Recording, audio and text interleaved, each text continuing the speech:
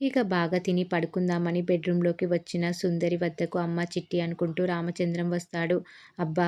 వీడు మళ్ళీ వచ్చాడని సుందరి విసుక్కుంటుంది. ఇక నిద్ర కూడా పోనివ్వకుండా చిట్టి చిట్టి అని చంపుతాడని ఫీలవుతూ ఉంటుంది. తలుపు తెరిచే ఉంది నాన్నగారు అనడంతో రామచంద్రం లోపలికి వస్తాడు. చిన్నప్పుడు నువ్వు పడుకునే ముందు నేను నీకు ఒకటి చేసేవాడిని అని చెప్పి గ్రామ్ ఫోన్ రికార్డ్ తీసుకొచ్చి చూపిస్తాడు. అందులో పాట పెట్టి చిన్నప్పుడు ఎక్కువగా నువ్వు ఇదే పాట విని పాడుకుంటూ నిద్రపోయేదానివి అని చెప్తూ ఉంటాడు రామచంద్రం. దీంతో సుందరి నాకు బాగా నిద్ర వస్తుంది నాన్న, మీరు వెళ్తే నేను పడుకుంటానని చెప్తుంది. దీంతో రామచంద్రం బయటకు వచ్చేస్తాడు. లోపల నుంచి ఆ రికార్డు విన్న రాధ బయట అదే పాట పాడుతుంది. ఆమె దగ్గరికి వచ్చిన రామచంద్రం ఏంటమ్మా ఈ పాట పాడుతున్నావని అడుగుతాడు. ఎందుకో తెలియదు గురూజీ, చిన్నప్పటి నుంచి ఈ పాట వింటే చాలు నేను మళ్ళీ పాడేస్తాను అని చెప్తూ ఉంటుంది రాధ.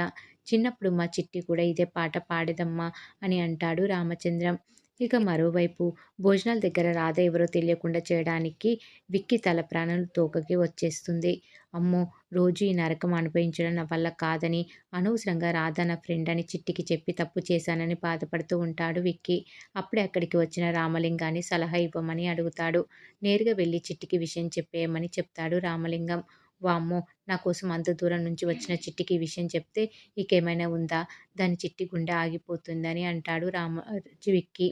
కొన్ని రోజులు పోయిన తర్వాత నెమ్మదిగా చెప్తానని, అలాగే మా అగ్రిమెంట్ పెళ్లి గురించి కూడా ఇంట్లో అందరికీ చెప్పి రాధను పంపించేస్తానని అంటాడు విక్కీ. దీంతో నీ చావు నువ్వు చావు అనుకుంటూ రామలింగం అక్కడి నుంచి వెళ్ళిపోతాడు. ఇక మరోవైపు రాధ దగ్గరికి వచ్చిన విక్కీ మనమిద్దరం ఒకే రూమ్‌లో పడుకుంటే చిట్టికి అనుమానం వస్తుందని, అప్పుడు తను చాలా బాధపడుతుందని అంటాడు.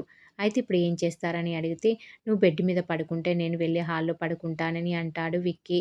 అయితే ఇంట్లో వాళ్ళకి ఏం చెప్తావని అంటే, వాళ్ళు నిద్ర లేచేసరికి నేను నిద్ర లేచిపోతానని చెప్పి చాప తీసుకొని హాల్లోకి వెళ్ళిపోతాడు విక్కీ. మందులోకి వాటర్ అయిపోయాయని గోపాల్ గొడవ చేస్తుంటే, నీళ్ళ కోసం కిందికి వచ్చిన సునంద కొడుకు కాలు తొక్కడంతో విక్కీ అరుస్తాడు. బయట ఎందుకు పడుకున్నావని వాళ్ళ అమ్మ నిలదీస్తే, లోపల ఆడదోమలు కుడుతున్నాయని చెప్తాడు విక్కీ. దీంతో రాధతో గొడవపడి బయటకొచ్చావా అని అరుస్తుంది సునంద. ఏమున్నా మీరిద్దరు బెడ్రూమ్‌లోనే చూసుకోవాలని, ఇక హాల్లోకి వచ్చి పడుకుంటే అందరికీ తెలిసిపోతుందని చెప్పి గట్టిగా తిట్టి విక్కీని మళ్ళీ లోపలికి పంపించేస్తుంది సునంద. మరి ఏం జరగబోతుందనేది రాబోయే ఎపిసోడ్‌లో తెలుసుకుందాం.